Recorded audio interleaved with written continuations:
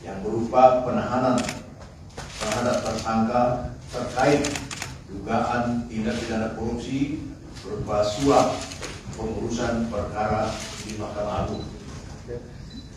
Pada hari ini Kamis 8 Desember 2022, kami akan menyampaikan informasi yang masih terkait dengan penyidikan perkara dugaan tindak pidana korupsi berupa suap pengurusan perkara di Mahkamah Agung Republik Indonesia. KPK sebelumnya pun telah menyampaikan pada publik terkait dengan penetapan pengumuman 13 orang tersangka yang terdiri dari 1 SD, Hakim Agung pada Mahkamah Agung, GS, inisial GS, Hakim Agung pada Mahkamah Agung juga, inisial PN, Hakim Justisial, Panitra Pengganti pada Kamar Pidana Mahkamah Agung RI, dan Asisten Hakim Agung GS. RN, Staf Hakim Agung GS. ETP, Hakim Justisial, Panitra Pengganti pada Mahkamah Agung. DY, PNS pada Kepanitraan Mahkamah Agung. MH, PNS pada Kepanitraan Mahkamah Agung. NA, PNS Mahkamah Agung. AB, PNS Mahkamah Agung. YP, pengacara. ES, pengacara. HT, swasta, debitur operasi simpan pinjam ID. Kemudian yang ke-13, IDKS, swasta, debitur operasi simpan pinjam ID. Untuk kepentingan proses penyidikan, tersangka GS dilakukan penahanan oleh tim penyidik KPK selama 20 hari pertama yang dimulai pada tanggal 8 Desember 2022 sampai dengan 27 Desember 2022 di rutan KPK pada Pom dan Jaya Buntu. Konstruksi perkaranya diduga telah terjadi bermulai di awal tahun 2022, adanya perselisihan di internal operasi simpan pinjam ID, kemudian terjadi pelaporan perkara pidana dan gugatan perdata yang berlanjut hingga proses persidangan di Pengadilan Negeri Semarang. YP dan ES ditunjuk oleh HT sebagai pengacara untuk mendampingi selama 2 proses hukum tersebut berlangsung. Terkait perkara pidana, HT melaporkan Budiman Gandhi Suparman selaku pengurus KSP ID karena adanya pemalsuan akta dan putusan di tingkat pertama pada Pengadilan Negeri Semarang dengan terdakwa Budiman Gandhi Suparman dinyatakan bebas. Langkah hukum selanjutnya yaitu jaksa mengajukan upaya hukum kasasi ke Mahkamah Agung Republik Indonesia. Agar pengajuan kasasi jaksa dikabulkan, HT menugaskan YP dan ES untuk turut mengawal proses kasasinya di Mahkamah Agung.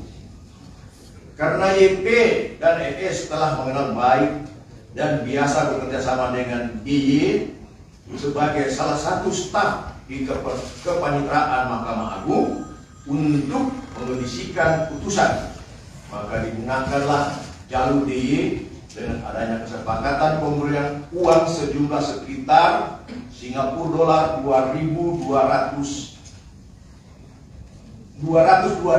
atau setara dengan 2,2 miliar rupiah. Untuk proses pengisian putusan, DY turut pengajar NA yang juga selaku staf di Kepenetraan Mahkamah Agung, dan NA selanjutnya mengkomunikasikan lagi dengan RN selaku staf Hakim Agung GS, dan PN selaku asisten Hakim Agung GS, sekaligus sebagai orang kepercayaan dari GS yang adalah salah satu Hakim Agung di Mahkamah Agung RI. GS kemudian ditunjuk menjadi salah satu anggota majelis hakim yang menangani perkara terdakwa Budiman Gandhi Suparman. Selama proses kasasi, RN dan BN selalu aktif mengkomunikasikan keinginan HT, YP, ES, dan GS. Keinginan HT, HP, dan ES terkait pengkondisian putusan kasasi terpenuhi dengan putusnya terdakwa Budiman Gandhi Suparman dinyatakan terbukti bersalah dan dipidana penjara selama 5 tahun. Dalam mengkondisikan putusan kasasi tersebut, sebelumnya juga diduga telah ada penerimaan uang pengurusan perkara melalui DY, yang kemudian uang tersebut diduga dibagi di antara DY, NA, RN, PN, dan GS. Sumber uang yang digunakan YP dan ES selama proses pengkondisian putusan di Mahkamah Agung berasal dari ST.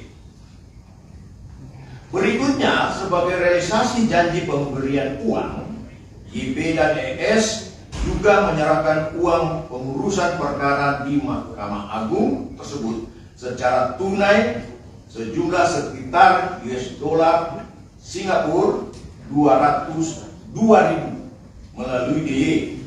Sedangkan mengenai rencana distribusi pembagian uang sebesar uang Singapura dolar sebesar 202.000 tersebut dari DY kepada NA, RN, PN, dan GS masih terus dikembangkan lebih lanjut oleh tim penyidik.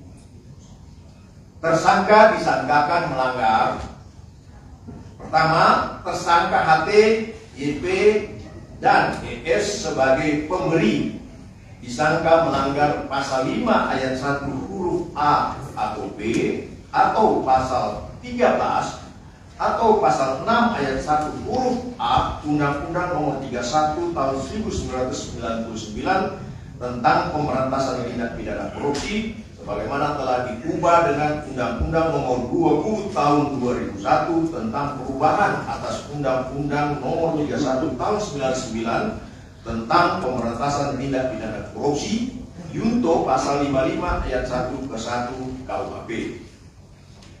Dua, tersangka GS bersama-sama PN, RN, NA, dan DY sebagai penerima disangka melanggar pasal 12 huruf C atau pasal 12 huruf A atau B, junto pasal 11 Undang-Undang Nomor 31 Tahun 99 tentang pemberantasan tindak pidana korupsi, sebagaimana telah diubah dengan Undang-Undang Nomor 20 Tahun 2001 tentang perubahan atas Undang-Undang Nomor 31 tentang pemberantasan tindak pidana korupsi, junto pasal 55 ayat 1 ke 1 KUHP.